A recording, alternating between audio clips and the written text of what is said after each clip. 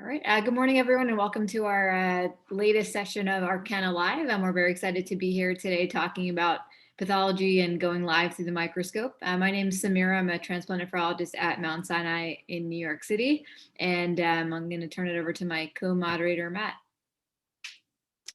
Welcome, everyone. Good morning, good afternoon, good evening, wherever you are.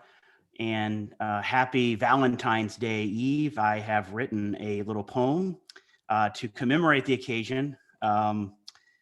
Roses are red and casts may be blue. If you want urine, don't let the nephrons lock up on you. And that's also courtesy of Nick Cozy, who I'll introduce. He finished it, I started it, and welcome, happy Valentine's Day. Nick is actually known him for a long time. He was a medical student, I think, on service when I was a resident at UAMS, covering Dr. Andreoli's team. That's right. First rotation. Yeah, first rotation. And I think we talked about the kidneys a lot, and he ended up going into pathology, did his pathology residency at Arkansas, ended up staying in Arkansas, I guess, your whole life. Exactly. Yeah. And now he is one of the partners at Arkana Laboratories and also does a lot on social media. So he will be on the chat answering questions and correcting any error I make in describing pathology. And then we will have Dr. Z coming back for return of the cast. And Dr. Z, I had introduced him last time. He went to his medical school training at University of Colorado, and then his pathology residency at UC San Diego. And he, as he mentioned last time, he's a big fan of motorcycles, and apparently there's a big threat of a fourth of an inch of snow in Arkansas, and he was not able to ride his bike to work today. So welcome, and let's get going. Return to the cast 2.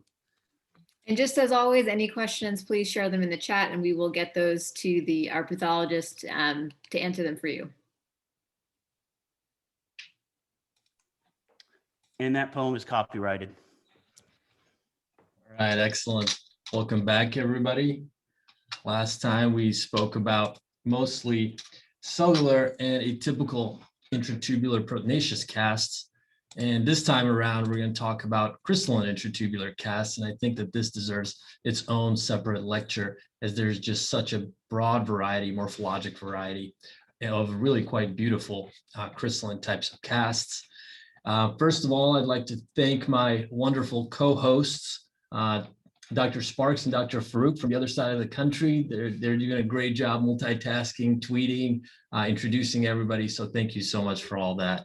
And I appreciate the poem. That was a great way to start. All right, so the outline here, and I trust everybody can see my PowerPoint. Yeah, it looks great. All right, so the crystalline types of intratubular casts fall into 4 broad categories, and I'm going to talk about the most common ones and just a few examples of the others, as of course this list is nowhere near complete. This list goes on and on and on. But I want to talk about, first of all, about the most common types of intratubular crystals, which are the ones that contain calcium, and in particular calcium phosphate and calcium oxalate. Then we'll touch a little bit about dysproteinemia related intratubular casts. We talked about this more at length last time, but I'd like to show you a couple of variants that are crystalline-like. We'll touch on metabolic types of intratubular casts, in particular 2,8-dihydroxyadenyleuria, also known as DHA, and then a few drug-induced crystalline nephropathies. So much of this discussion you can find actually in this recent review that was led by Dr. Kasi, who's my colleague, and he's going to be yielding questions on Twitter. You can recognize him as in the beautiful Arkana hoodie that I'm jealous of, and I hope I can find one. So anyways, much of this discussion is in here as well. All right, so let's kick it off. I'll switch over to the microscope. All right.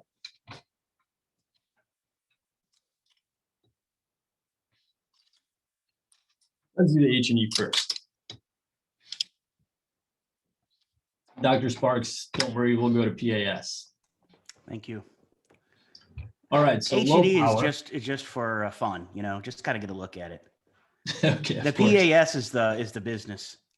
It is the business. You're right. If there's one stain I could use, it would be, it's the most useful stain, I think, in renal path. All right, so here we have, even from low power, you can see cortex here, and then corticomedullary junction and medulla here. Can you And make sure that's already- focused a little bit?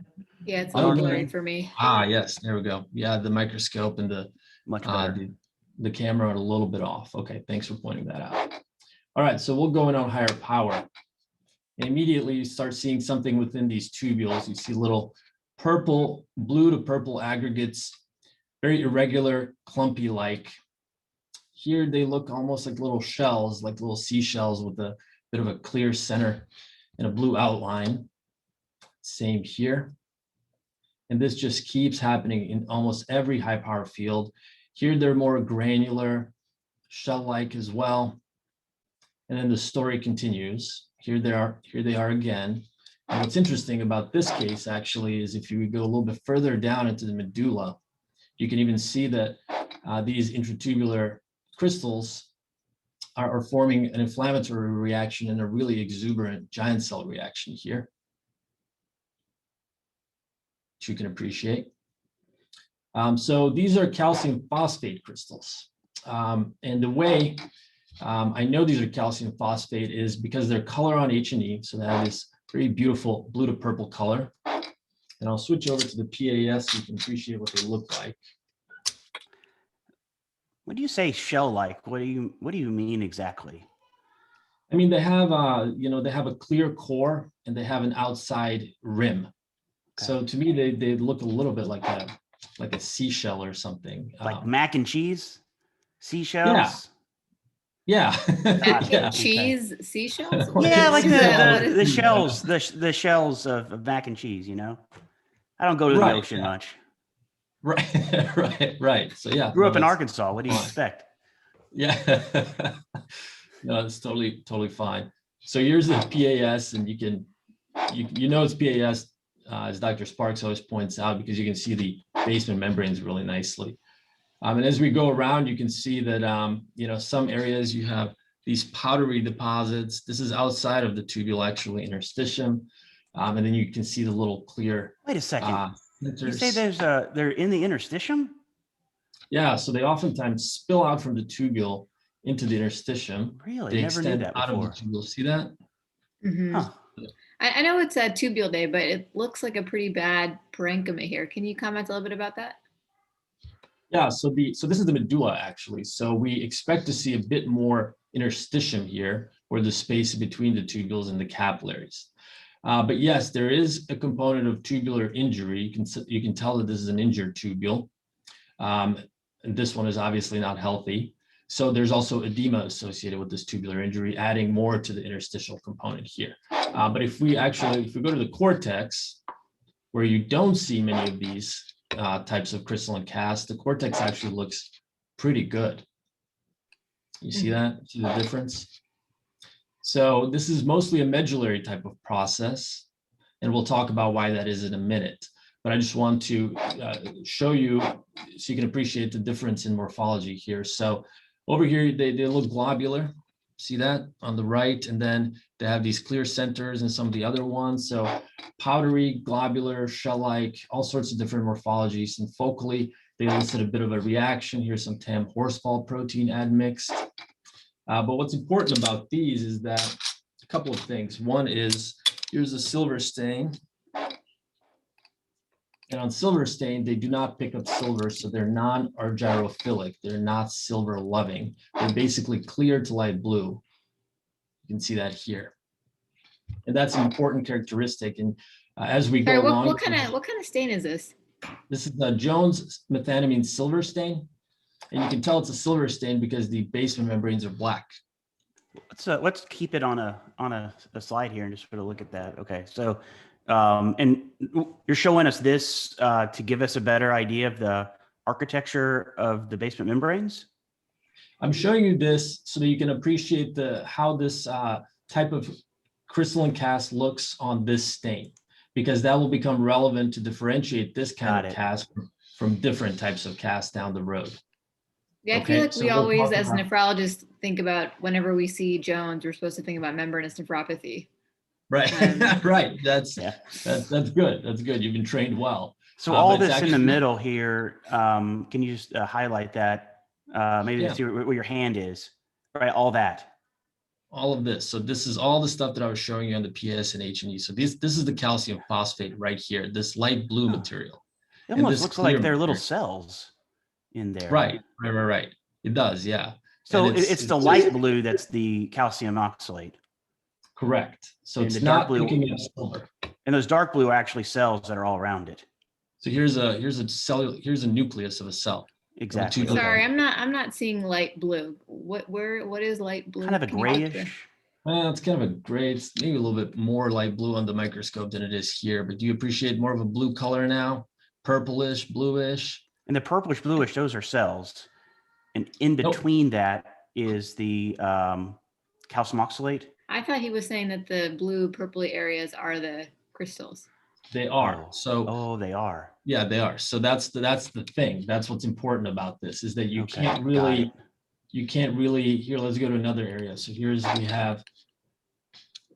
a tubular epithelial cell nucleus, and then here's all the calcium phosphate, Got it. right? Okay. So it's very light blue to translucent to clear on silver stain. And that's important. That's an important characteristic, that it's not picking up silver. If it picked up silver, it would be black.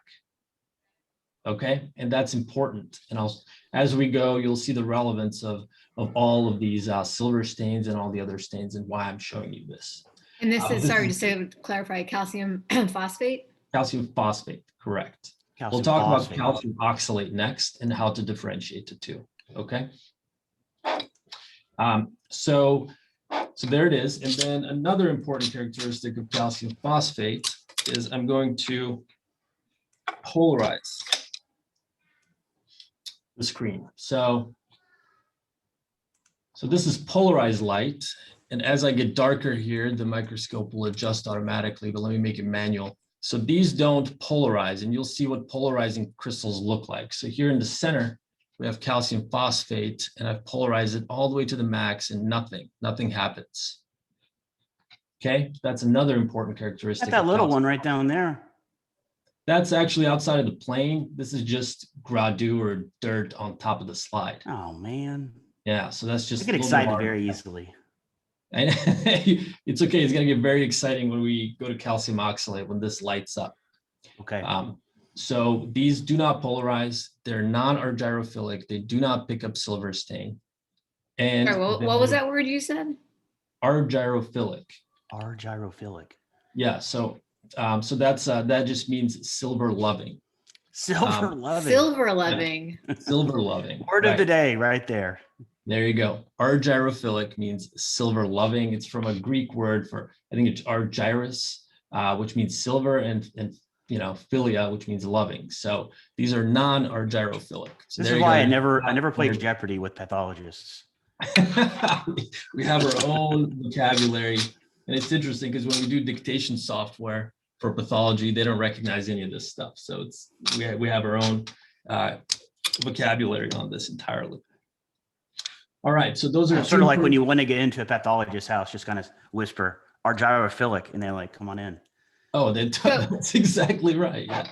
So I That's feel like exactly right. when I've learned about calcium phosphate, von Casa comes into the equation. Is that coming later? Ah, great. I'm so glad this is great. You guys are seriously the best co-hosts ever. So guess what stain this is? Oh my god! Sorry. Is that planned? No, that wasn't even planned. Nope, not at all. This is von Casa, beautiful, our favorite calcium stain.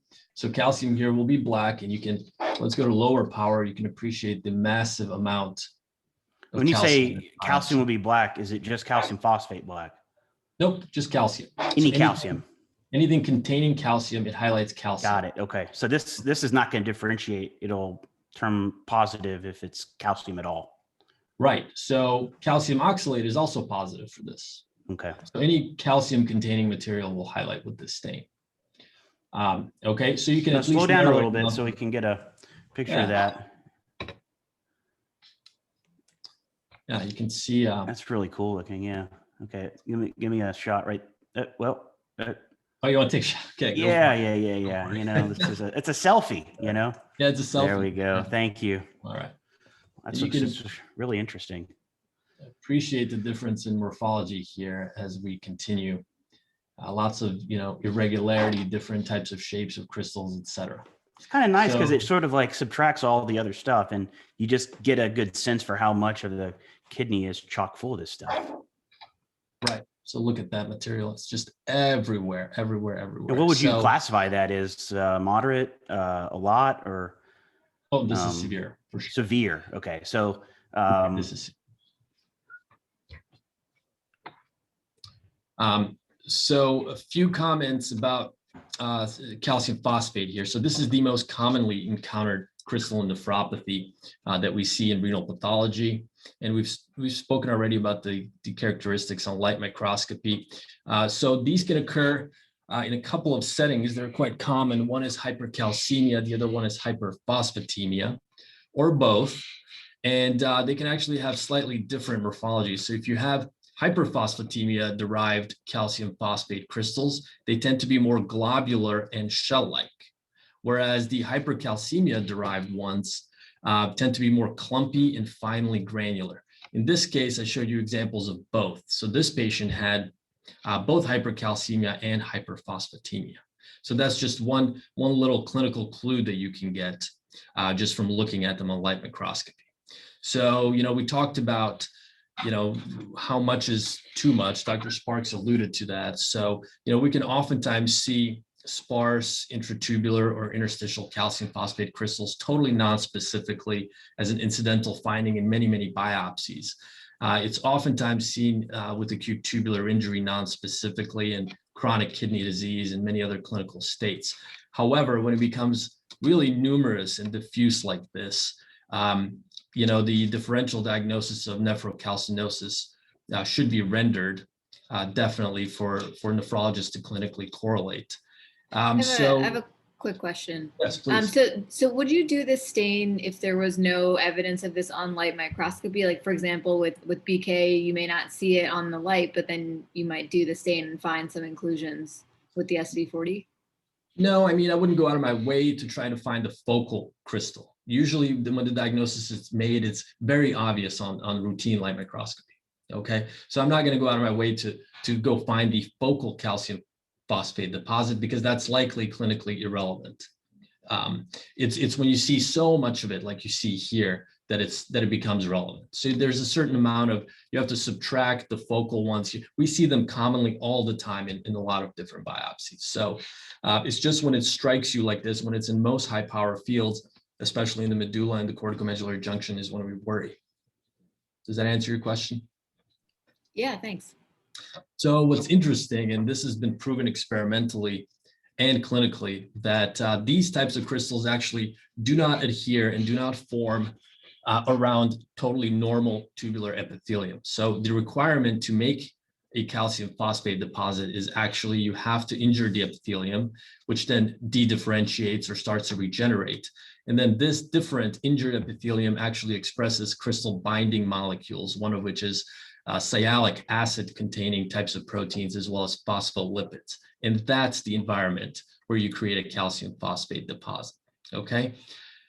So we have, additional intratubular factors are required to explain this degree of crystal formation, and that's usually decreased urine volume, urinary supersaturation, and insufficient concentration of inhibitors of crystal formation, such as citrate, magnesium, and other proteins. So these are all components required to make these types of crystals.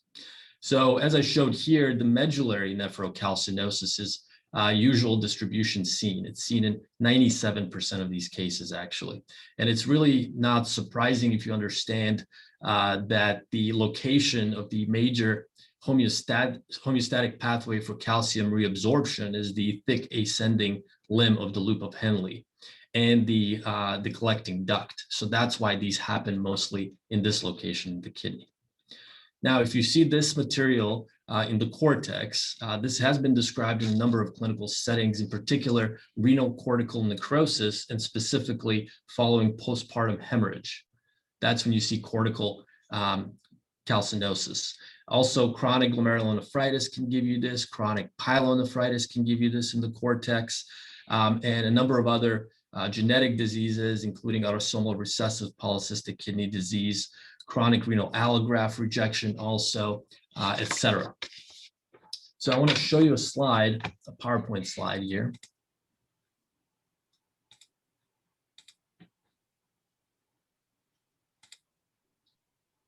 So basically the frequencies of the main clinical causes of this finding of nephrocalcinosis is myriad, but there was a great study out of England where they looked at 375 patients that presented with radiological nephrocalcinosis, so really quite severe.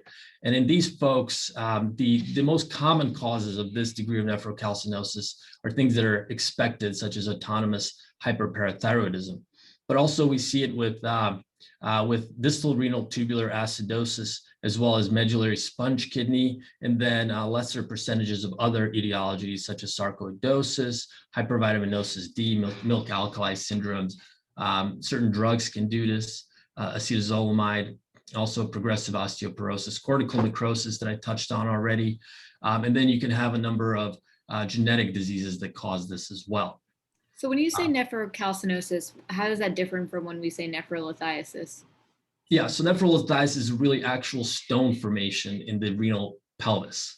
So this is different. Of course, this is oftentimes associated with nephrolithiasis, but nephrolithiasis is not something that we make on biopsy. That's a diagnosis that's made radiologically and in other ways, ultrasounds, et cetera. We don't biopsy stones. So, and those are far down. So we look at mostly cortex and medulla, and this is what we see. So this is how we render this diagnosis. And just of note, I'm glad you asked that question. So oftentimes in nephrology practice, nephrocalcinosis talks about both oxalosis and calcium phosphate, whereas we as pathologists differentiate the two. So here you can see that oxalosis is a percentage here, but we separate that out in our pathology clinical practice because we can differentiate the two. And actually the etiologies that cause this for oxalosis we'll talk about later, and they're very, very interesting. I want to talk about a few other things. So here's a number Sorry, of— Dr. Z, one more question from the chat. Does familial hypocalciuric hypercalcemia also present with nephrocalcinosis? It does. It does. Most of these do. Most of these do and should, especially the genetic ones, will often come to clinical attention because of stone formation. That's oftentimes sort of the first clinical manifestation. So yes, to answer your question, short answer is yes. So here's a number of familial diseases that can lead to nephrocalcinosis. The list is long, but the reason I wanted to show you this table is because actually, if you see, you can I guess kind of narrow it down a little bit if you suspect a familial disease or a genetic syndrome leading to this based on its location on biopsy. So in particular, I wanted to mention dense disease and Lowe's disease, which are both X-linked recessive. So these show up in young men or boys, and they tend to be in the cortex, in the proximal tubule. So if you see a lot of this stuff in a young male who's otherwise possibly quite healthy, you should think about these types of diseases, these hereditary diseases, and the list just keeps going on and on and on. So this is something for you pathologists and nephrologists just to remember. There are clinical diseases, but also these genetic diseases that can lead to nephrocalcinosis. I do want to talk about nephrocalcinosis and how that relates to renal allograft function. So we see calcium phosphate very, very commonly in renal allografts, in particular within the cortex. And it's incredibly common, actually. So studies have shown that about, if we look at protocol biopsies, 3 months out from transplant, about a third of them will actually have some degree of calcium phosphate. And if you look 12 months out, about a quarter of them will have calcium phosphate. So very, very common in transplants. But when we see a lot of it, that leads us to leave a differential or a diagnosis of nephrocalcinosis in transplants, these are actually associated with poor renal allograft function. And the reason this happens is because after transplantation, you have rebound hyperparathyroidism that's associated with hypercalcemia. And that's very common after completely successful renal transplantation. Unfortunately, that has been associated with poor renal outcomes in these patients. So here's a study out of New Orleans where they looked at renal function in about a dozen or so renal allografts that they followed out over time, average 12-month follow-up. And they found that renal function really deteriorated in all of these patients. Mean serum creatinine was quite high. And one patient actually ended up going to end-stage renal disease quite quickly because of the heavy calcium load in the kidney.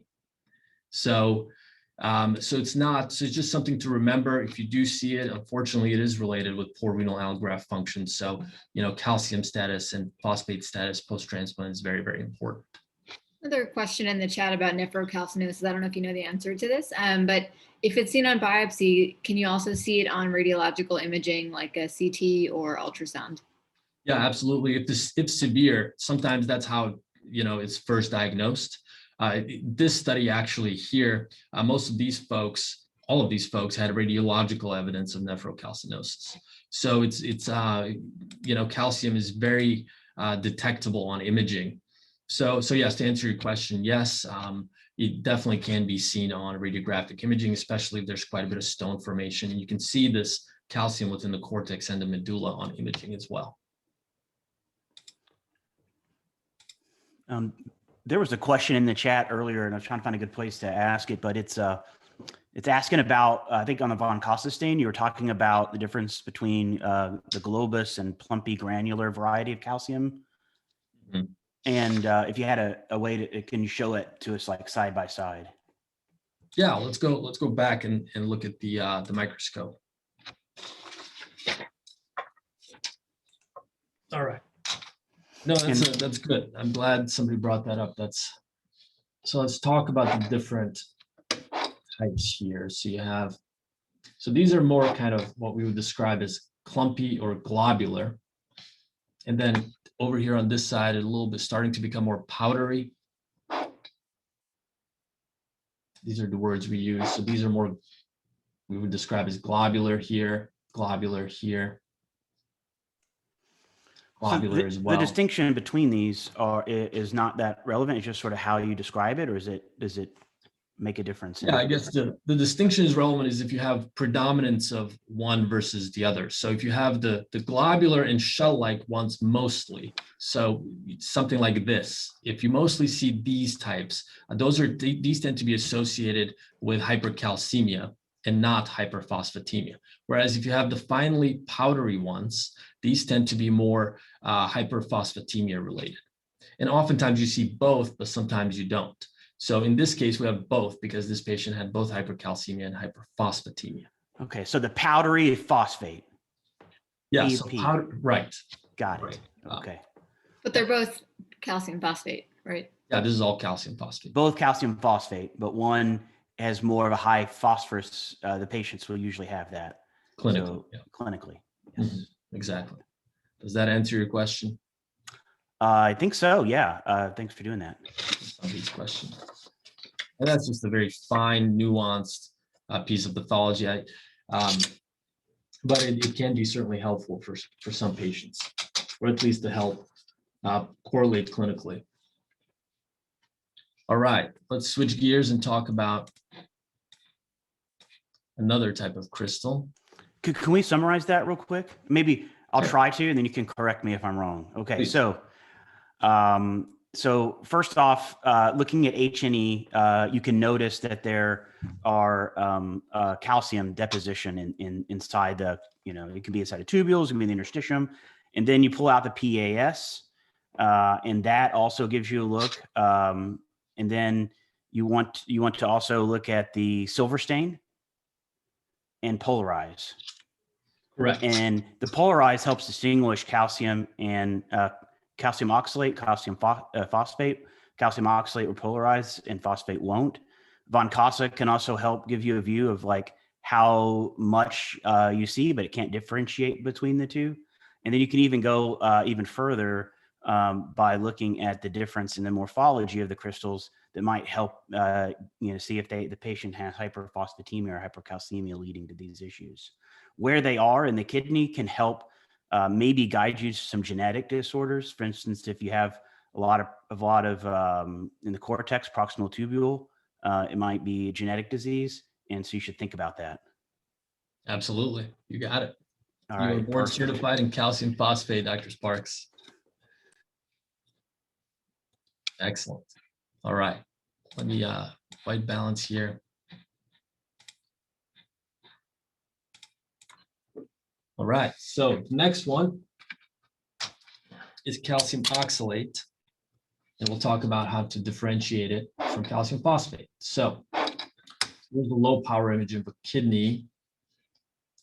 And you can already see something's going on in these tubules. So here's, this is mostly cortex. Actually, almost all of it is cortex. So when we go in on a little bit higher power, and I'm going to drop the condenser here. So here, condenser's on, and I'll drop it off to give it a little bit more contrast. When you go in here, you see immediately there's some sort of crystal in here, and this is H&E stain. And it's associated with lots of tubular injury. You can see how simplified this epithelium is, how reactive these nuclei are, and how much edema there is, and a little bit of interstitial inflammation. So this is calcium oxalate. This is what it looks like on H&E. These tend to be translucent. Sometimes they have a light yellow tinge, but really they're quite clear. Usually very, very clear. And as we continue, we just keep running into this material. Primarily, it's within the tubular lumens, also within the tubular epithelium. Sometimes it even spills out into the interstitium, just like calcium oxalate.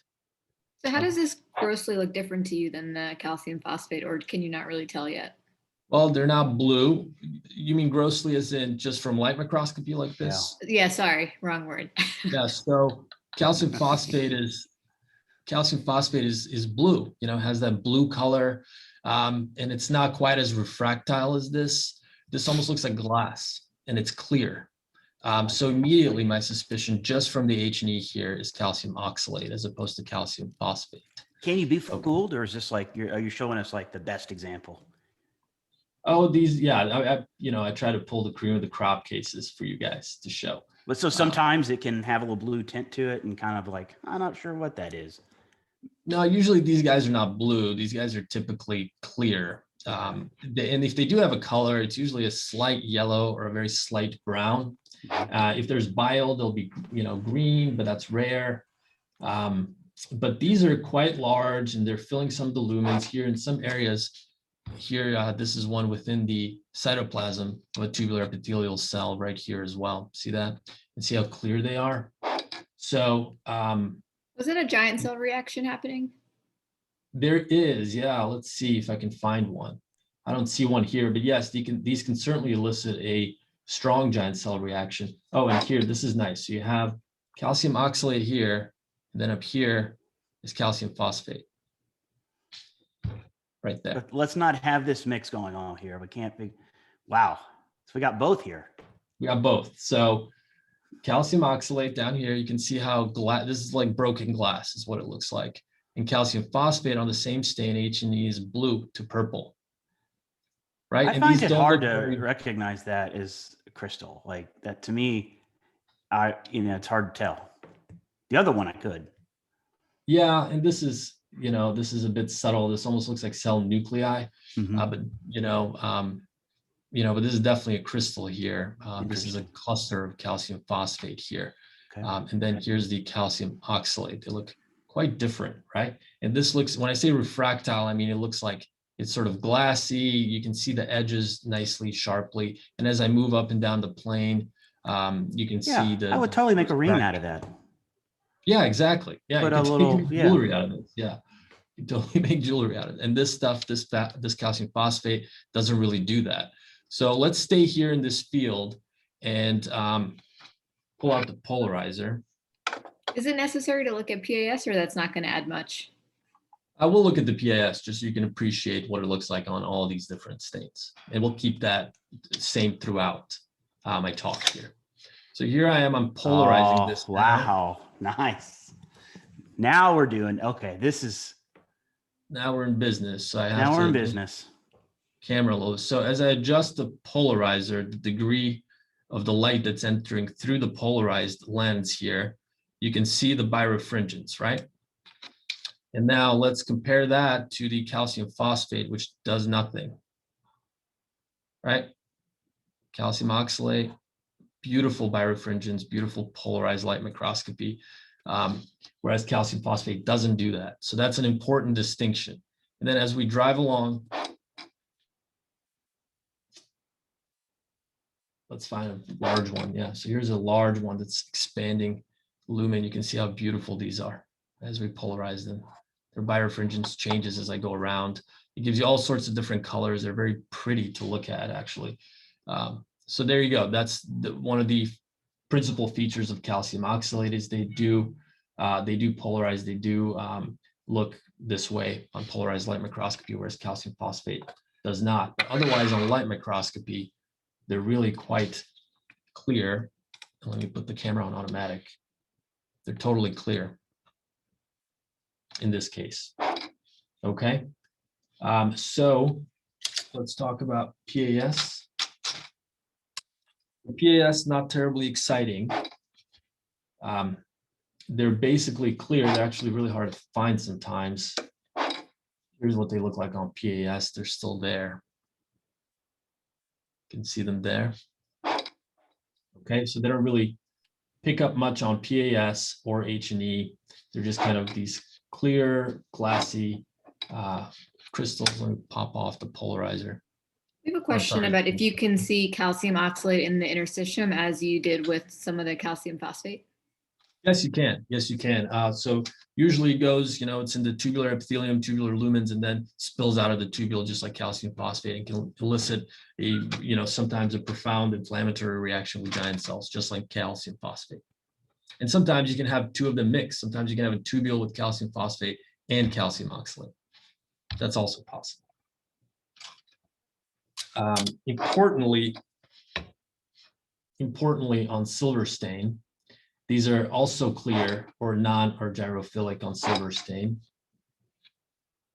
So here's one, it's totally clear. It's not picking up silver stain, okay? And you know it's silver because the black basement membranes of the tubules. Which is opposed to the calcium phosphate? No, calcium phosphate doesn't pick it up. It doesn't either, So, okay. But it seems like it was a little bluer or that. On silver stain, the calcium phosphate will pick up a little bit of a blue tinge, whereas calcium oxalate really won't. It's totally clear. But it's not black. I mean, that's the it's not black part. That's what's important. Okay. So calcium phosphate, calcium oxalate should not pick up silver stain. Okay. So when you say silver stain, is that the same as saying Jones? I had a conversation with Tiffany Kaza once about this, and I forgot what we talked about, but she said there was some kind of nuanced difference between the two. Yeah, so silver stain is part of the Jones stain. So we have another stain where we call SMMT, where we combine trichrome and Jones. But really, when we say Jones and silver stain, we can use them interchangeably. Yeah, so silver is an important component. There's other stains in here so that you can have the counter stain, so you can actually see the nuclei and the cytoplasm of the tubular epithelium and the interstitium and stuff. We keep doing the silver stain, but it's none of them are gyrophilic. Is one of them going to be soon? Or is that something I need to wait for? I wouldn't be showing it. Otherwise, I wouldn't be showing it. I know, that's what I'm wondering. Like, why do you keep showing the stain if nothing ever turns positive on it? Well, when it does, it's going to be really exciting for everybody. Oh, so it's going to be a big reveal at the end. So stay tuned. Yeah, stay tuned. Yeah, I try to keep the hype going throughout and suspense. Got it. Yeah, it's like a medical student presentation on rounds. Exactly. That's exactly right. I'm just trying to entertain the crowd here. Okay, so here in this case, the calcium oxalate there's quite a bit of it, right? It's in most high power fields. It's associated with quite a bit of acute tubular injury, and we just keep running into it over and over and over again. So just like calcium phosphate, we can see occasional calcium phosphate crystals here and there, and completely otherwise unremarkable kidney or kidneys with acute tubular injury. It's a non-specific finding. But when you see a lot of it here, and they're large, they're expanding the tubular lumens, there's a lot of tubular injury, it's in most high power fields, this is when we start to worry. And of course, calcium oxalate comes in two flavors. It can be, due to secondary etiologies, and we'll talk about what those are, as well as primary etiologies, which are genetic defects that lead to this. So the comment I'm trying to make is when do you draw the line? When do you start to worry about the degree of calcium oxalate? So if we polarize and go on low power,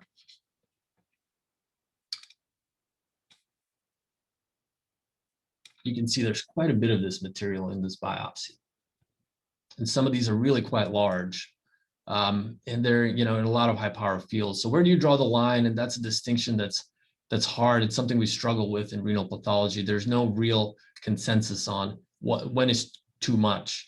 But some people say that if it's in most high power fields, if it's diffusely spread out like this throughout the cortex, if they're large, if they're associated with acute tubular injury, like they are here.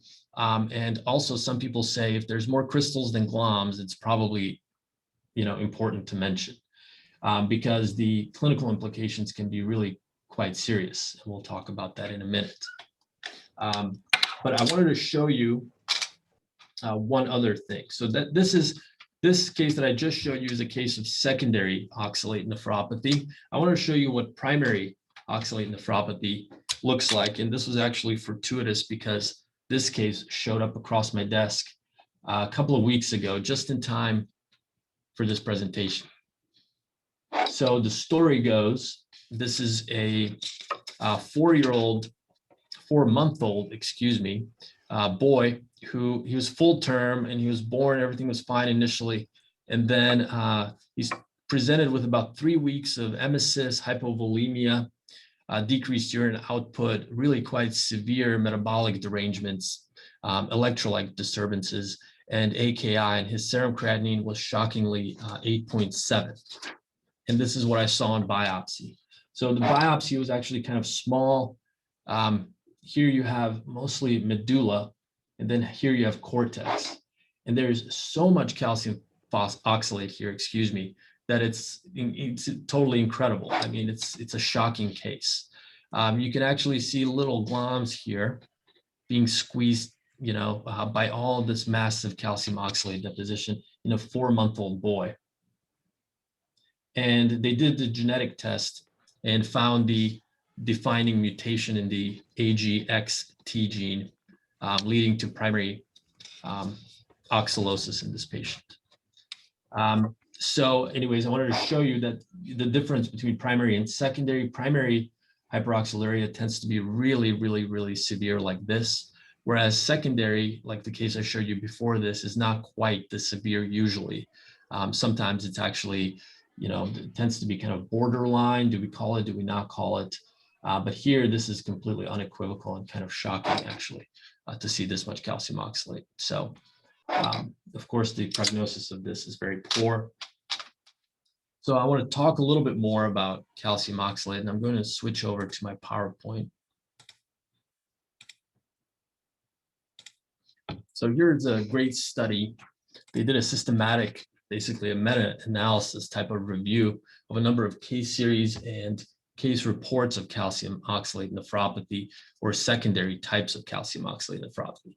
And they basically narrowed it down to things that cause this. And I think it's a great study. It's I don't dare pronounce some of these names, but it's a great piece of work from a combination of doctors from Thailand and some here from Boston.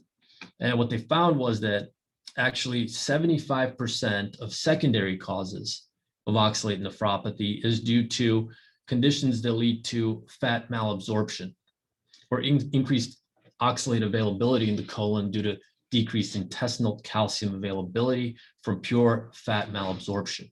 And the list of these diseases that can cause this is really quite long. Number of GI things. What we see often in clinical practice tends to be the bariatric surgeries do this a lot, Roux-en-Y bypasses and other types of bariatric surgeries. We see it in bowel resections as well. We see it in pancreatic issues. such as chronic pancreatitis, also with autoimmune diseases of the bowel, etc. Some drugs can do this too. So 75% of them are caused by fat malabsorption. About 30% or so are caused by increased intake of oxalate precursors. And the list is long. It includes a number of dietary things like people, will eat too many various nuts. One time they called him an almond man who would go to clinic with a bucket of almonds, and he would eat those all day and gave himself oxalate nephropathy. Dr. Kasi here, he published a study on hypervitaminosis C causing oxalate nephropathy. And we're seeing a resurgence of this in the time of COVID, where people are going to homeopathic doctors who sometimes give intravenous vitamin C, or people are just taking tons of vitamin C to fight off the virus and give themselves, unfortunately, oxalate nephropathy. Another thing I will mention, and this is for you nephrologists out there, another thing on the differential here is suicide attempts with antifreeze, which is full of ethylene glycol, which leads to oxalate nephropathy as well. And then lesser causes of oxalate nephropathy that are secondary, you can actually get decreased intestinal oxalate degradation by a bacterium called Oxalobacter formigenes. And actually, they've done fecal transplants where they decrease the amount of oxalate in the kidney by increasing the percentage of oxalate formigenes in the gut of patients.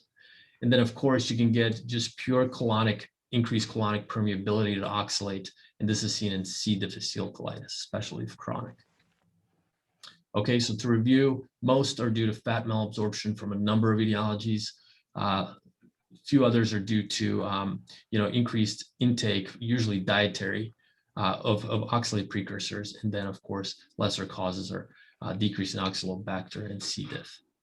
I had a question in the chat. When we talked about the calcium phosphate, we mentioned where they were in the kidney, medullary versus cortex, could help lead you to genetic diagnosis. What's that like for calcium oxalate? Is that the same or different? That's different. So these tend to be in the cortex. And if they're in the medulla, is there anything particular about that? I don't think there's anything in particular about that. They can extend into the medulla, but they prefer the cortex. And there's really not much there to differentiate it. That's in contrast to calcium phosphate. Calcium phosphate, that's important. But usually these are found in the cortex, and that's just where it prefers to be for reasons that are unclear to me. The calcium phosphate prefers to be in the medulla. Correct. And that's because that's where all the calcium reabsorption happens. That's the metabolic reuptake location of calcium phosphate. So that's the physiological reason. Okay, thank you. Absolutely. Great question. So these folks, what's interesting is they'll come in with, worsening renal function. Mean serum creatinine is about 1.3.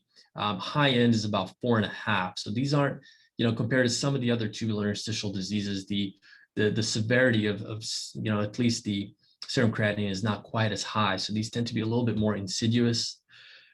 Interestingly, you can see proteinuria in 2/3 of calcium oxalate cases. That's probably due to tubular proteinuria. 1/3 of them will have hematuria, and 1/4 of them you'll be able to see crystals in the urine. Okay, so that's sort of the breakdown. Talk a little bit about primary hyperoxilary. I showed you the severe case in a 4-month-old boy. So we have 3 different types. Type 1 is the most common type. It accounts for about 80% of cases, and it's the most aggressive type, and it's associated with the AGXT gene. We have 2 other types, type 2 and 3. They account for 10% each or so, and they're GR-HPR and HOG1 mutations. Treatment for this, it's really difficult. It's really directed at finding the underlying etiology, as well as supportive care. We don't really have a targeted therapy for oxalate nephropathy as of date, although this fecal transplant thing is starting to gain some traction. And the prognosis varies quite significantly. Some patients can progress to end-stage renal disease, definitely, especially the primary cases. And the primary cases will recur in transplant. All right. Any other questions about calcium oxalate? I think I think we got the chat questions answered. One question I had is that You never went to the von Costa stain for the calcium oxalate. Is that just because it was you can polarize it and see it really nicely, and there's really no need? Yes, it's positive. I didn't stain this one. There's really no need. Just you can see it. The morphology is good. It polarizes. He's got better things to do than waste his time.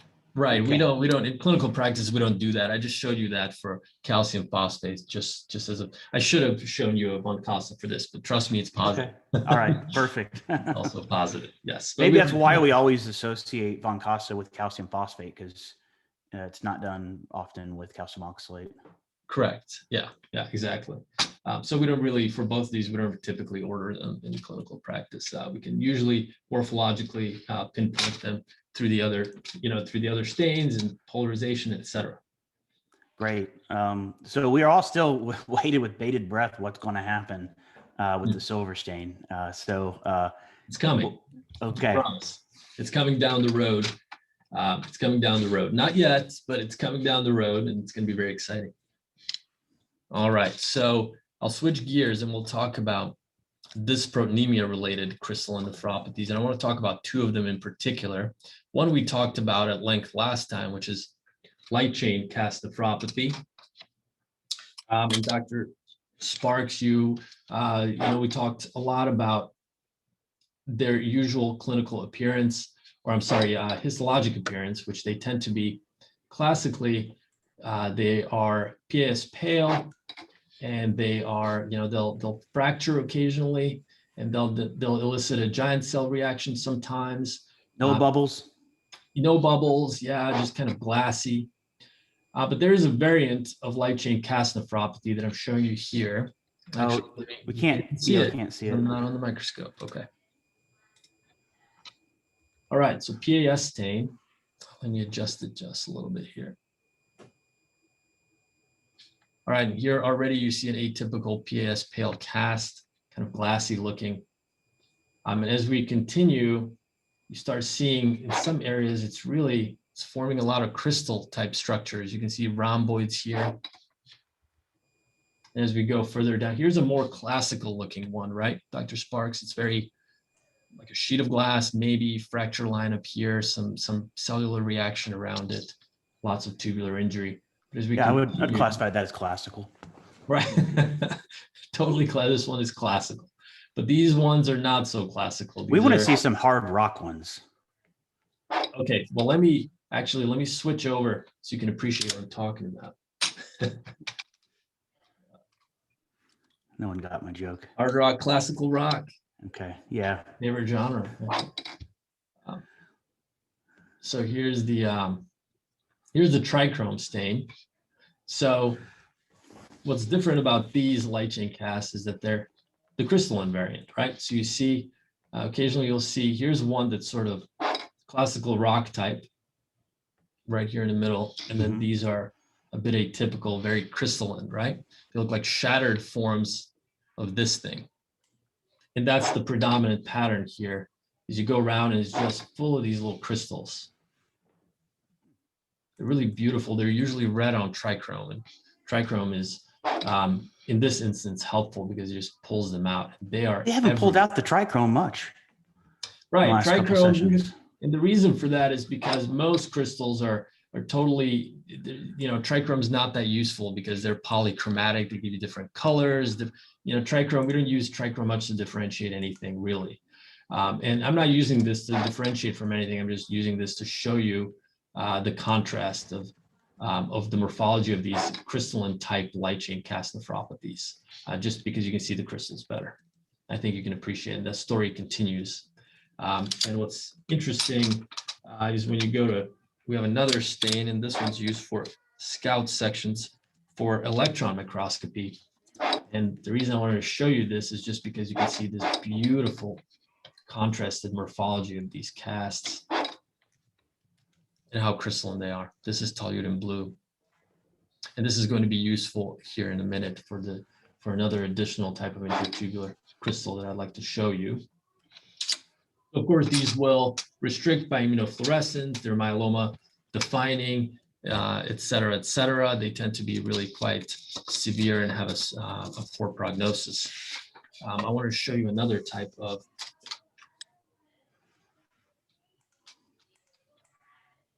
intratubular morphology associated with this proteinemia. So here's a PAS stain. So let's go on low power. So you have mostly cortex here, and then we're going down into the corticomedullary junction. We'll adjust the focus. So then we'll go here into the cortical area where you can see the gloms. And here we have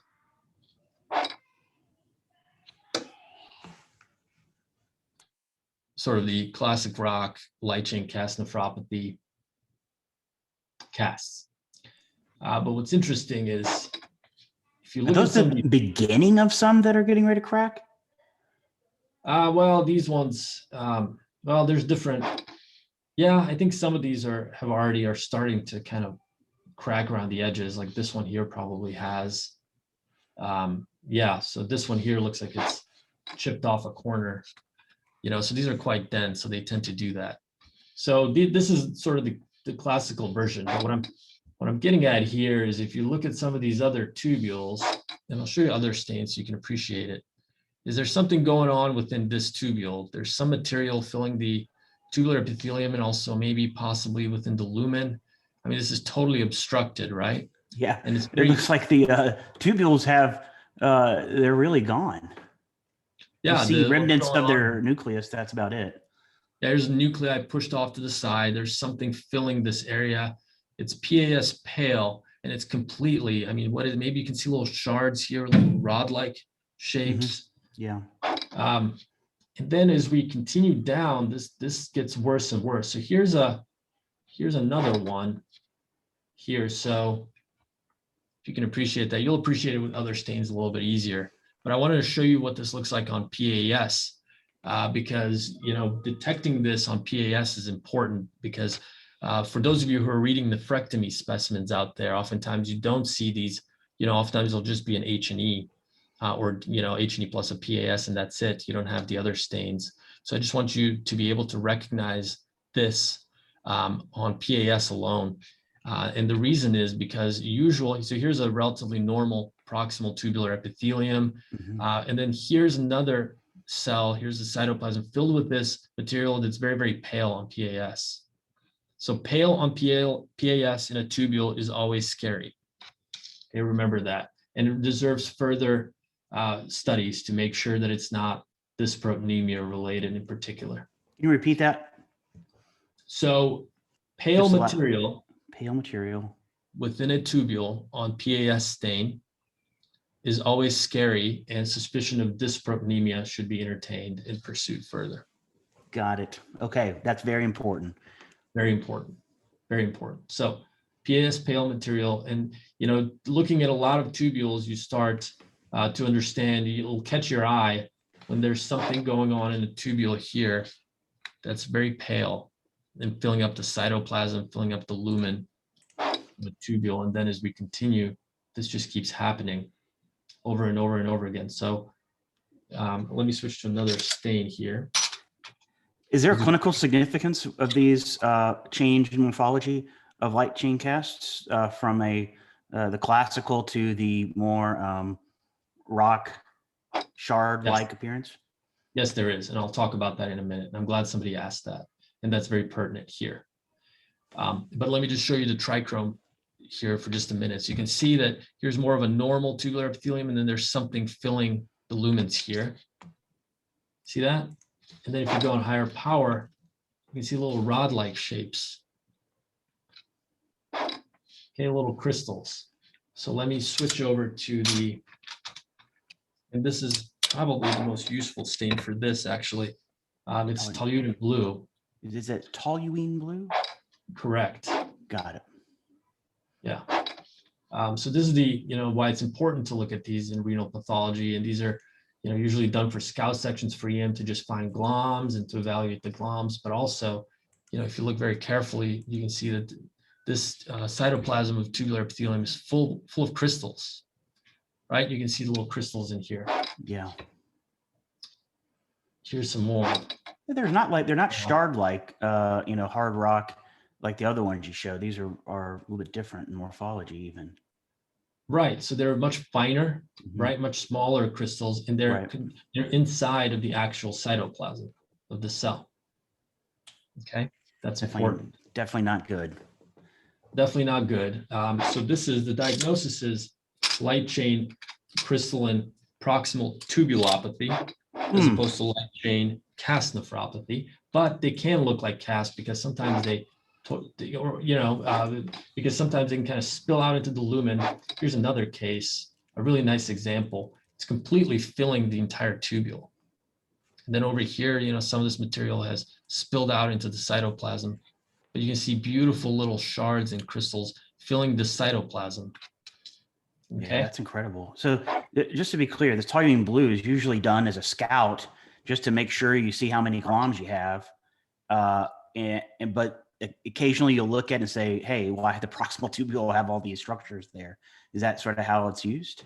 That's exactly right. So, sometimes if it's very focal and you don't quite catch that subtlety on PAS stain, that paleness, this will help because, we always encourage people to look at your toluene blue very carefully as just routine part of light microscopy. Here's a glom, but then if you don't look around and if this is very focal, you could possibly miss it. So we look at toluene. You don't want to miss this. This is a big. You don't want to miss this. You don't want to miss this. This is, dysprotein related. So this is so the last case I showed you had both this and light chain cast nephropathy at the same time. So and you call this proximal tubule. Light chain crystalline type proximal tubulopathy. So it can give you crystals. Sometimes it doesn't give you crystals. It just gives you protein resorption droplets that are not crystalline. They're just round and look like any other protein resorption droplets. But when it's crystalline like this, it's definitely, it's very abnormal. Someone had a question. It's interesting. And it's, do you usually see this in conjunction with casts, light chain cast, or does it occur together, one or the other? I'm showing you that case because it's a rare case where they occur together. Usually they don't. Usually they don't occur together. But I wanted to show you that so you can appreciate that. So that one had both, but it's unusual. It's usually one or the other. Right. So don't just stop at light chain cast nephropathy. Keep going. Perhaps there's another dysproteinemia related disease there hiding in the background, just like in that case. All right. Now, these tend to be very subtle on diagnosis, the crystalline type light chain proximal tubulopathies. And of course, immunofluorescence studies are required to show this. And what's interesting about this, about the proximal tubulopathies, it oftentimes will mask. That's another scary thing about it, is you may not see the difference on immunofluorescence between kappa and lambda. So if you unmask, you take your paraffin-embedded section, you do antigen retrieval after using pronase, then you'll see the difference between the kappa and the lambda. So remember that this tends to mask. So this is why it's very easy to miss this diagnosis. In this case, it's more obvious, but it can be very, very subtle. So keep an eye out for that.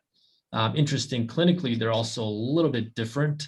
The light chain cast nephropathies tend to present really quite aggressively, really quite abruptly. They have severely elevated serum creatinine values, and it's myeloma, of course, defining.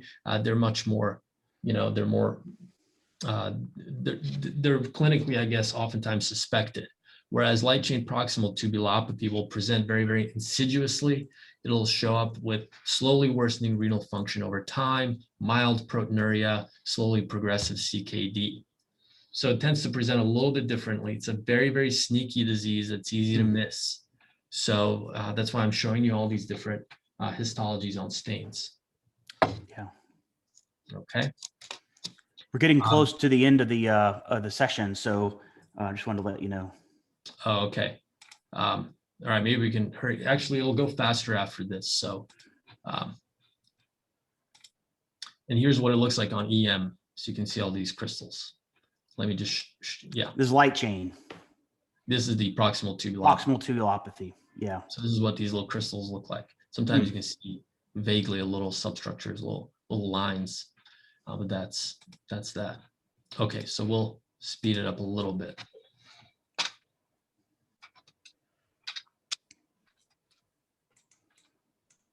Okay, we'll switch gear and we'll talk about metabolic crystalline types. This is where the silver stain will come into play importantly. So this case is actually a transplant case I had also recently. No rejection here, but throughout the cortex, you see another type of crystal. And these are different because of their morphology. They have this beautiful sunburst appearance. And they're a little bit yellow to brown. These kind of rounded sunburst appearance. And we're on H&E right now. We're on H&E, correct. See that? And then sometimes they have little needle shapes, kind of irregular clusters within the tubular lumens. Sometimes they spill out a little bit into the interstitium in the cytoplasm, and here they are. And you just keep running into them over and over and over again within this biopsy, and even from low power, you know? So here they are. The color is already, you know, different from calcium oxalate. Calcium oxalate, as you recall, was much more clear. These have a little bit of a coloration to them, a little bit of a yellow-brown coloration to them. Mm-hmm. And then when you polarize, they also polarize like calcium oxalate. There it is. We like polarization. It's fun. It's beautiful. Okay, and then importantly, and this is how you can differentiate them from calcium oxalate also, is when you stain with silver.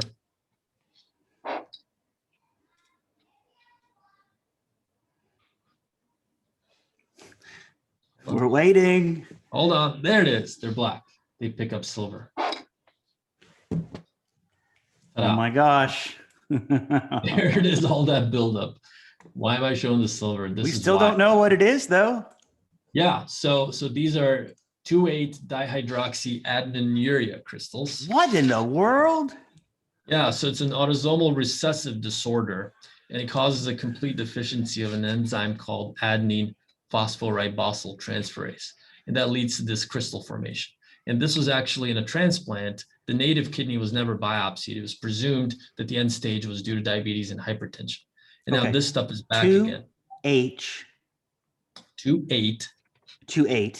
Okay. Dihydroxyadeniniuria, and I'll show you what it's spelled like here. There it is, right there. 2,8-dihydroxyadenine crystals. We call them DHA for short. DHA. I like that. Okay, wow, that's incredible. Yeah. And this got to be really rare then. It's quite rare, but important to, you know, to diagnose, because it will recur in a transplant, just like in this case. And it's you have to be careful, because, you know, if you blow them off and just call them calcium oxalate and you don't look at your silver, you know, you can make that mistake. So how do you differentiate the two? Here's a nice table. The other thing I will mention is that a drug called triamterene, which is a potassium sparing diuretic, is completely identical to DHA crystals. So we know triamterene very well. Yeah, you know triamterene. So we'll see that in triamterene and DHA. That's why our differential whenever we see these polarizable silver positive crystals is DHA and triamterene. So we can't really tell them apart. One helpful hint, you know, if you compare the three, is that triamterene will give you Maltese crosses. And here's what Maltese cross crystal looks like on urinary microscopy. And you can see this on biopsy as well. So if you see a lot of these, it's probably triamterene. Otherwise, they all, you know, birefringent polarized light. Staining, usually transparent and calcium oxalate. And these guys tend to be brown, green, yellow, tan, a little bit of a color, and then all sorts of different shapes. Okay. And then just to talk about the difference between primary hyperoxaluria and DHA, both genetic diseases, two different enzymes. One enzyme in DHA and 2 or 3 different enzymes in primary hyperoxaluria. They're both autosomal recessive, but primary hyperoxaluria presents in childhood, just like that 4-month-old boy, whereas these tend to show up a little bit further down in adulthood. Presenting features, usually kidney stones in both. Interestingly, no extrarenal manifestations are known in DHA. So really you have to, you find these out by biopsy. Whereas the primary hyperoxaluria will give you cardiac defects, vasculopathies, anemias, etc. Okay, and then you diagnose it. The gold standard is you look at the activity of the enzymes in the liver for primary hyperoxaluria and enzyme activity in red blood cells and DHA crystals.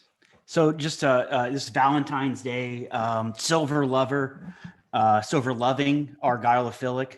This is the only two things that are silver loving. There's DHA and triamptorine crystals. There's one more.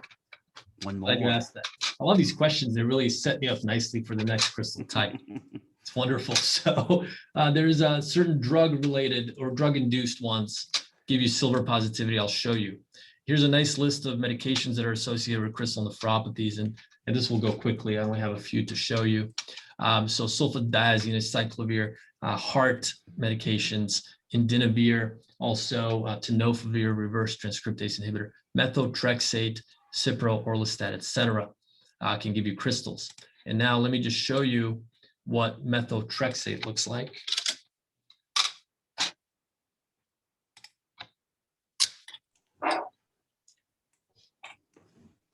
So the clinical history here is a patient was receiving high-dose methotrexate for treatment of osteosarcoma.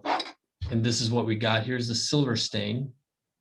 And you see these rounded annular structures. We call them annular structures on the silver stain. So these also polarize. These also look just like DHA or triamptorine, but they're a little bit different because they give you this little bit of a characteristic annular structure. Let me show you what that looks like from the original paper in New England Journal of Medicine. They give you these rings with a little bit of a sunburst pattern. See that? These rings with the sunburst pattern. So that's, you know, it's not entirely specific, but it's helpful, especially if you have that clinical history. For H&E rings, sunburst pattern, still kind of have that the same brown tinge to it that you showed with the DHA. And they're positive for silver. So Yep, that's positive for another silver. thing. Right. So that's another And they thing. all polarize as well. They all polarize. They all polarize. Okay. Man, this is really, I'm really learning a lot. Thank you. Yeah. So these definitely polarized in there. So that's another thing on the differential here, just for folks to know out there. You know, oftentimes it's DHA and triamptorine, and this one's forgotten. Especially in cancer patients, think about methotrexate if they look like this. If you see these annular rings, very, very helpful. All right, let me switch over. I want to talk to you about just a couple more, two more, and these will go quickly, I promise, and then we'll be done. So I'd like to show you a crystal caused by indinavir, which is a protease inhibitor, part of heart therapy. Yeah, this is a crystal I always ask on nephrology boards in the urine. Yeah, they like the heart therapy ones on boards, and these. So here we have, actually, let's go to low power. Here we have the medulla, no gloms, just medulla, kind of deep down in the medulla, and what you see are crystals surrounded by a giant cell reaction, but you don't actually see the crystal themselves. They've been dissolved through processing.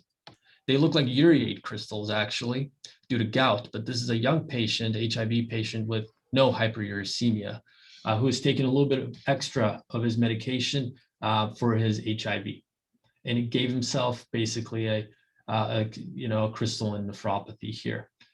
So here's a tubule that's completely full of these crystals, and you have a beautiful giant cell reaction around them. But you can't polarize, you can't stain. The crystal's gone. It's just leaving you cleft-like spaces behind that you can identify. So remember to look for these, especially in folks that are on heart therapy.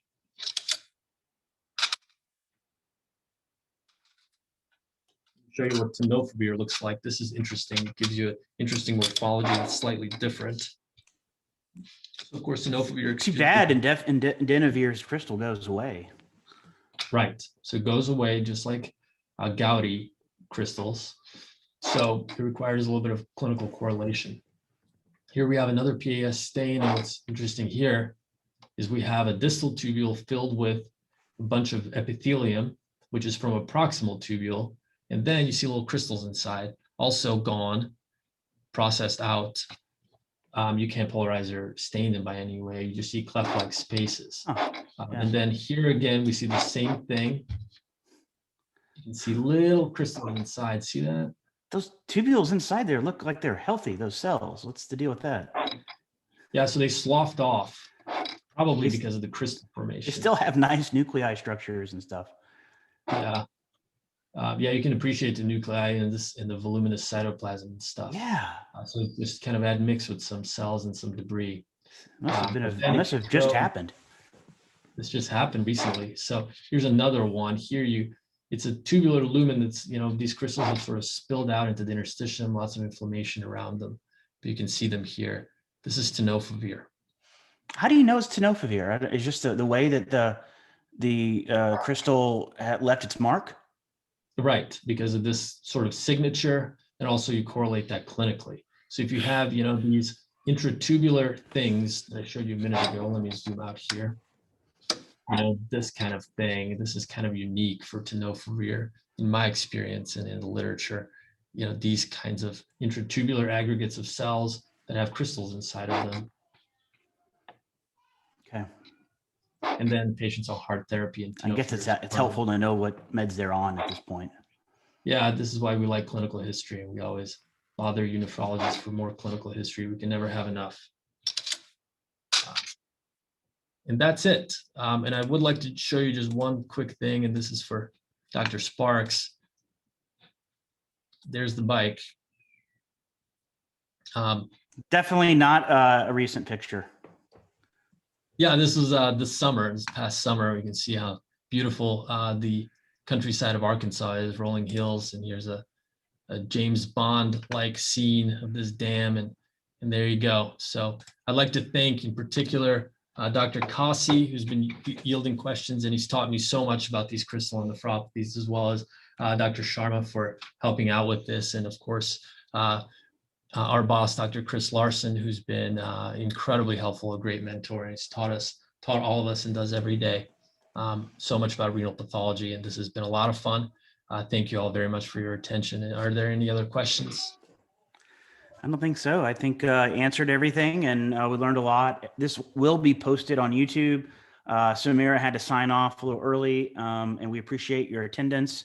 We're going to keep doing these, and we think they're really valuable learning opportunities for anybody interested in pathology. So have a good rest of the day, and a happy Valentine's Day tomorrow. Thank you.